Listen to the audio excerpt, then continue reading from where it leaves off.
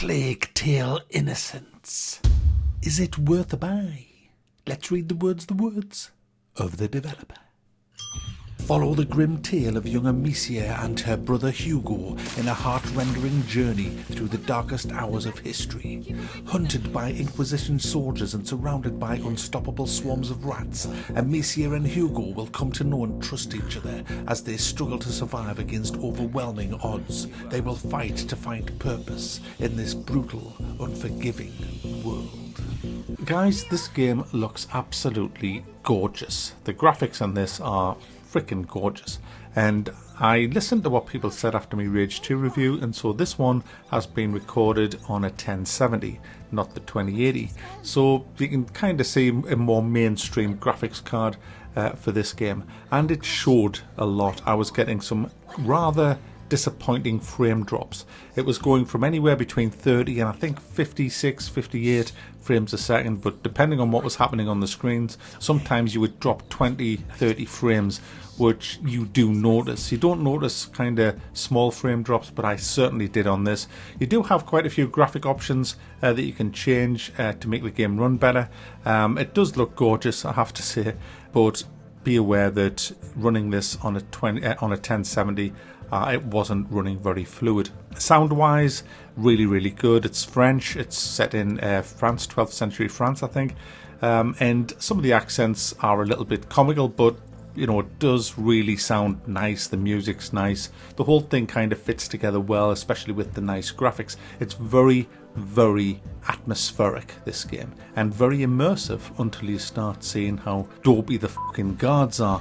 So anyway, let's get into the story, the gameplay, the characters, and all the rest of it. You play mainly Amicia, and she is kind of in charge of her little brother Hugo, and everything goes horribly wrong after about 15 minutes, where Amicia and Hugo find themselves being hunted down by the Inquisition soldiers. They're after Hugo, they want his blood, literally his blood. He has a degenerative disease in him, and they want his blood.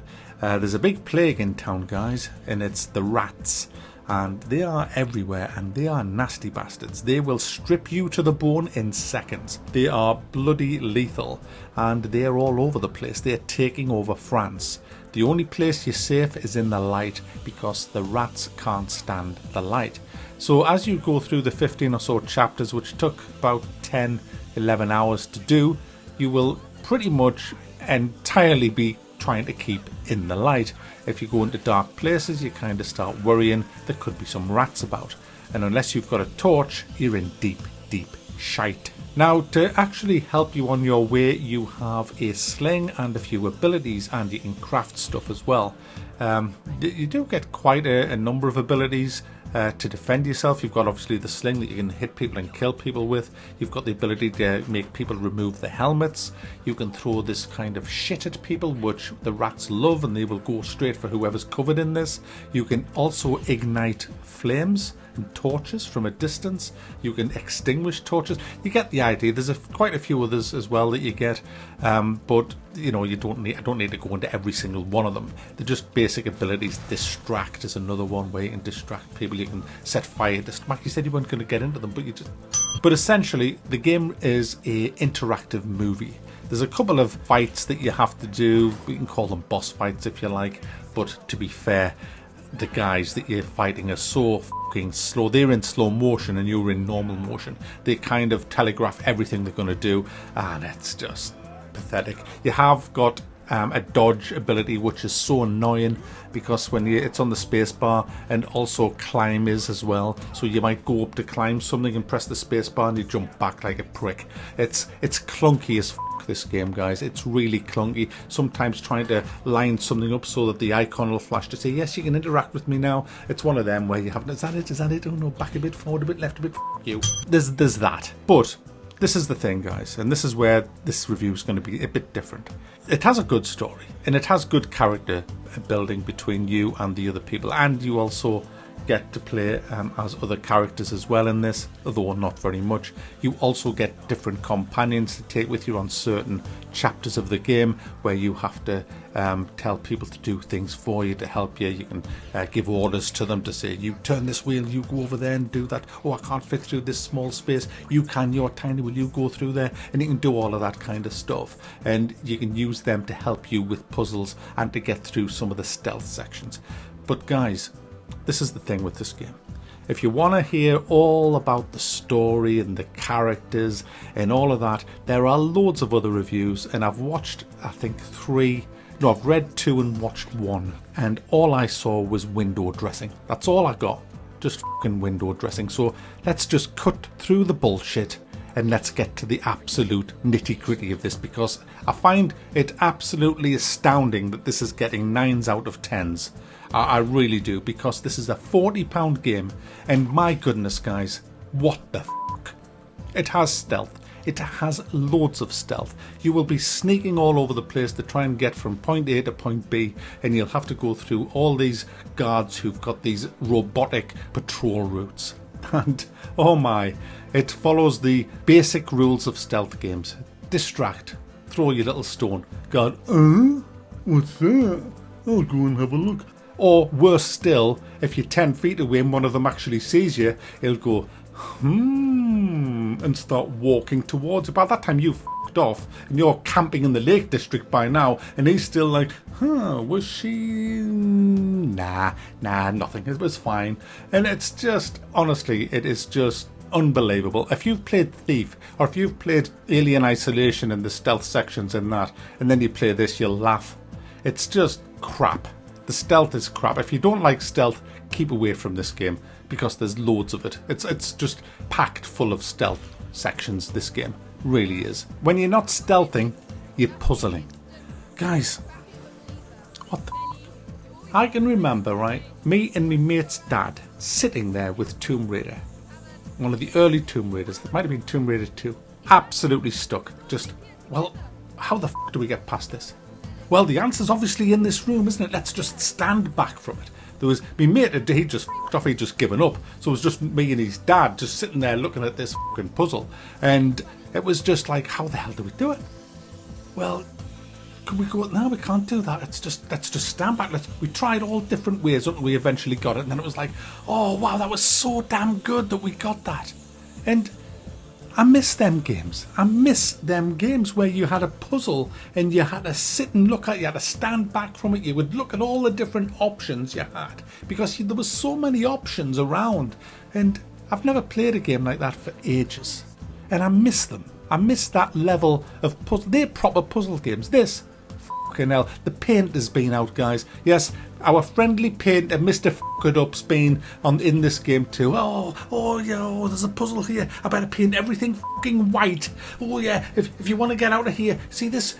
You got to jump onto here. I'll just paint it white for you. Oh, you've got to shoot this. I'll tie a white ribbon to that. So there you go. We don't want anybody getting stuck for more than 1 second in this room. Oh, there's another thing that you have to do in the puzzle. I'll paint that fucking thing white and hang another white fucking ribbon over there, because you have to shoot that. See, there's a brazier on the bottom of it, and you shoot that and the brazier falls down and it sets fire and all the rats can't go there. I'll mark that with a ribbon as well. There you go, all done. When you come into this room now, you will see exactly what you have to fucking do.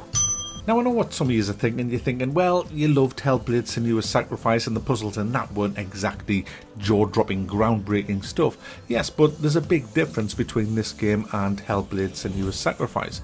The puzzles in that were more interesting than this. At least you had to use your brain. In this, everything's painted white that you can interact with to solve the puzzle. And you can't switch it off. You literally can't switch any of it off. You can disable all the HUD, but you still have all the white paint and the ribbons hanging around stuff that you have to shoot. Why? Why take away our satisfaction as gamers from completing puzzles by working it out ourselves? Why would you spoil it? These are worse than story spoilers. It's just you're following an instruction book. You're not actually completing puzzles. You're just following instructions. It just ruins everything. It really, really does. I'm sick of it in games. I wish they'd just pack it in and just give... If you're going to put puzzles in a game, put a fucking puzzle in a game. It's not a puzzle game, Mark. It's a story. If you want to do puzzles, go and buy a puzzle game. Let's forget the puzzles and talk about the rats for a bit. The rats are brilliant in this game. They are really, really well done, and it is very unnerving and unsettling when you see them ripping stuff apart, coming out of the insides of a horse and stuff like that. They hate the light, so you've got a torch, you're pretty much okay. The torches will never go out, but you do get these stick torches that are flimsy. They will go out after a certain amount of time, but generally speaking, when you have one of those, you can see a brazier in the distance and the torch will last just long enough for you to get to the brazier. Again, you can't fail. It's kind of annoying, but when you do get more of rat action later on in the game, it is fun extinguishing torches of people who are walking through the rats, and then the rats eat them, or controlling the rats yourself, which you do get to do in the last quarter of the game.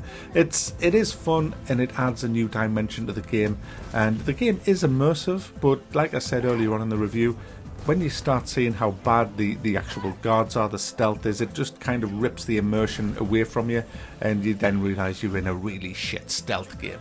It's just a shame, it just really is. You see, Hellblade was £25 and had a better story than this. The story in this is good, no doubt about it, and especially the character development between the people is really, really good and really well done. The way you're looking after the little kid who will keep running off to do little kid things, it's all done really, really well, and it is a really good story, but outside of that, there's very little to keep your interest in this game. The combat's garbage, the stealth's garbage, and the puzzles are garbage. So aside from a bit of rat action, it's not worth £40. I'm sorry, it's just not. I mean, it's just not. If you want to see a really good story game, look no further than Hellblade. It is way better than this, and it is a lot cheaper than this.